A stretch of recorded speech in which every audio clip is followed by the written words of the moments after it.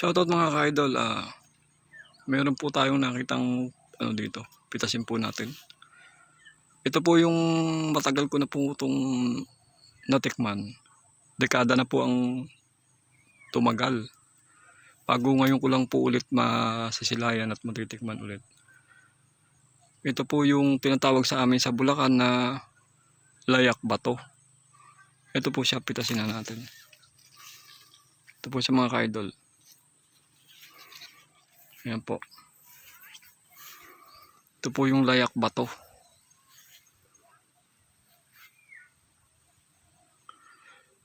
Kulay yellow po yan pagka hilaw pa. Pero pagka po hinog na po siya, ayan po yung kulay niya. Ito po ay isang uri ng prutas na mabuto. Ayan po, buksan po natin. Ganito po yung laman niya. Ayan. Ayan po. Masarap po ito, mayaman po ito sa calcium. Dito po sa Pangasinan, sa pati ng Pangasinan, alagat po ang tawag dito. Sa pati ng Ilocos, alagat din po yun.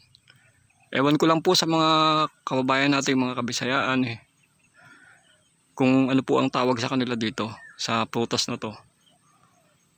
Dito po sa Pangasinan, alagat. Madalang na po kasi itong prutas na to, kaya na-flex ko po sa inyo.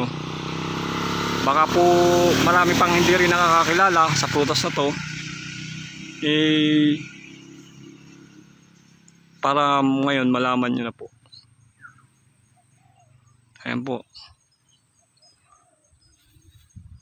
Dito po tayo. Ang ganda po dito.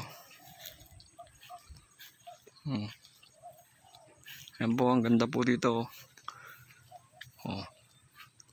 Bundok po. Ayan. Tapos po, malapit na pong mahinog yung mga palay nila.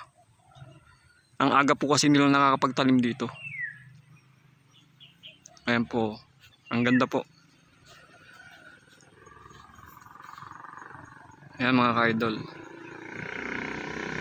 Ang ganda niya.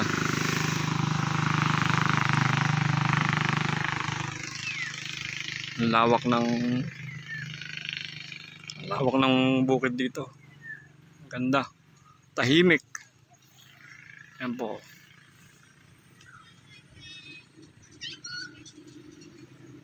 Ayan mga ka-idol. Masarap po itong alagat. Ayan po. Ayan po siya. Doon po yun sa gawin na yun, na puno na yun, doon ko siya kinuha. Malapit din po sa daan yung mga bukid dito. Dito po tayo. Puntahan po natin yung palayan nilang ang ganda. Na malapit na pong anihin. Mga ka-idol.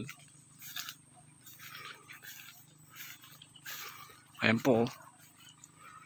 Tingnan nyo naman. Nangangamoy-ngamoy na po yung amoy ng mga palay. Mahihinog na po kasi siya. Bukod po sa may mga prutas na kakaiba rito, ang lawak po ng palaya, no? Ang ganda po.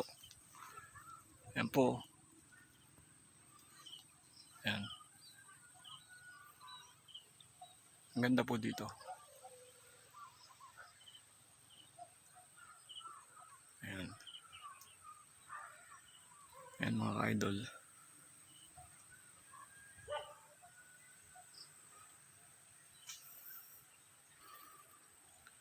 Ang ganda oh.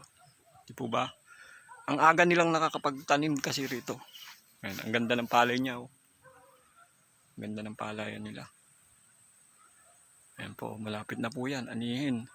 Mga ilang linggo na lang po siguro ang bibilangin dyan at aanihin na po ng may-ari yan. Bueno, hanggang dito naman po mga ka-idol. Shoutout po sa inyo, sa mga nakakaalam po nito. Comment lang po kayo kung ano pong tawag sa inyo sa lugar nyo to. Pero dito po, alagat po sa Pangasinan. Thank you po mga ka-idol.